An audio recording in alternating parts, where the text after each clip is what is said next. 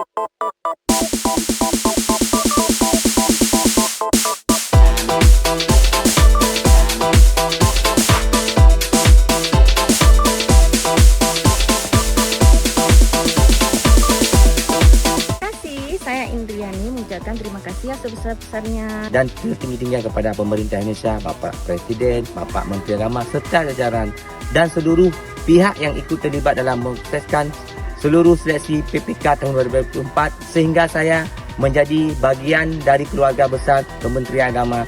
Terima kasih. Assalamualaikum warahmatullahi wabarakatuh.